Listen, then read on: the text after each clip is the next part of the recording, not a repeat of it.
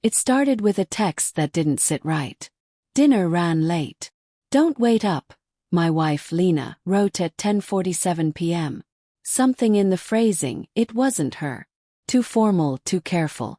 The kind of message you write when someone's watching over your shoulder. I stared at the screen, the blue light reflecting off the whiskey glass in my hand, and my gut twisted. She worked for a man named Adrian Holt, a name people whispered with a mix of admiration and fear.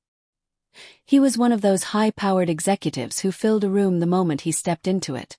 Tall, self-assured, every word deliberate. Lena had started her new position as his executive assistant 3 months ago, and ever since, something had been off. First, I told myself it was stress. Long hours. High expectations. Corporate culture. But then came the phone calls that she'd take outside. The late nights she brushed off.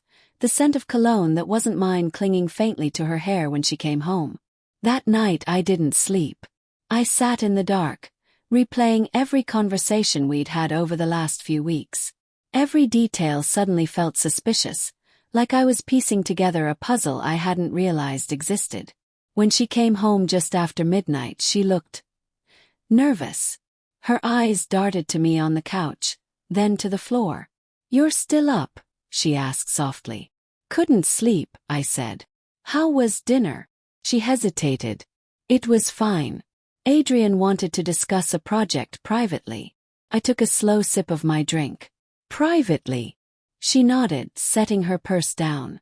"It's how he operates." Something about the way she said it made my skin crawl. 4 days after, I tried to shake the unease. But the tension grew heavier. Lena's phone was always locked now. Her laughter over text came less often. She avoided my eyes when I asked how work was going. One evening, while she was in the shower, her phone lit up on the counter. The name Adrian Holt flashed across the screen.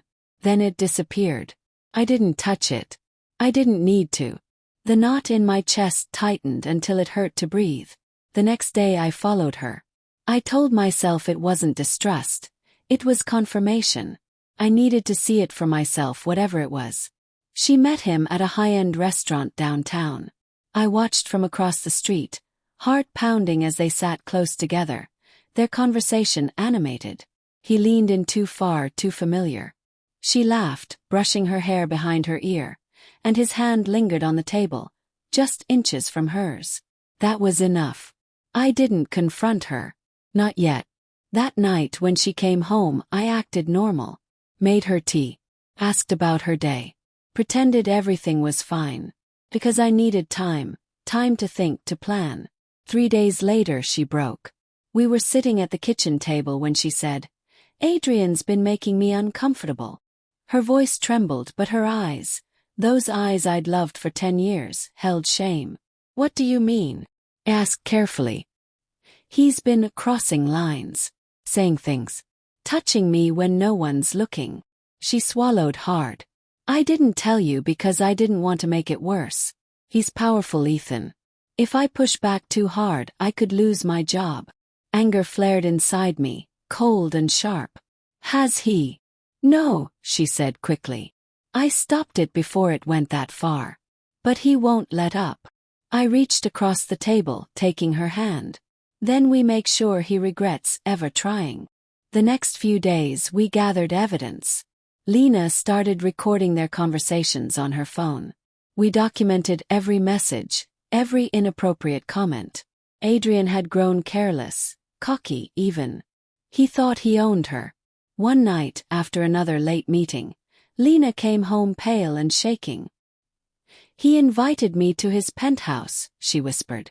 "Said he wanted to celebrate my dedication. That was the last straw." We made a plan.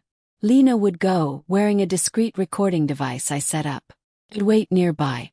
Every word, every touch would be captured. If he crossed the line again, his empire would burn. When she arrived at his penthouse, I watched from the street, heart hammering. The lights were dim through the massive windows. I could see their shadows moving across the room. His posture was predatory, leaning in, circling her like she was prey. Then I heard it through the feed. "You've been leading me on," Adrian said. his voice low and smug. "Don't act like you didn't want this." "Stop," Lena said firmly. "You think your husband can give you what I can," he sneered. "Money, power, security. He's nothing compared to me." That was all I needed. I'd already prepared a secure drive filled with his emails, company data, and the recordings Lena had collected. Months earlier, when Adrian had mocked me during a company dinner, I'd started digging into his background. Turns out, beneath his polished image, he'd been embezzling funds and coercing employees for years. When Lena walked out of that penthouse, I was waiting at the curb. She climbed into the car, tears in her eyes, but her jaw set like steel. "Did you get it?" "Yes." She nodded. "Every word." We didn't go home. We drove straight to a journalist I knew, a woman who'd been waiting for someone to bring her proof of Adrian Holt's corruption. Within 48 hours, the story exploded. Finance tycoon accused of harassment and fraud. The recordings, the financial evidence, it was all there. His investors fled. His board members resigned. By the end of the week, his empire was in ruins. Lena's name wasn't in the article. She didn't want fame or revenge for herself. She just wanted peace. Adrian tried to call her once more. Desperate voicemail. "You'll regret this," he said. "You don't know who you're dealing with." He was wrong. A month later, his company folded. He lost everything. His penthouse, his power, his carefully crafted reputation. And we watched from a distance, silent. One evening, Lena sat beside me on the porch, her hand slipping into mine.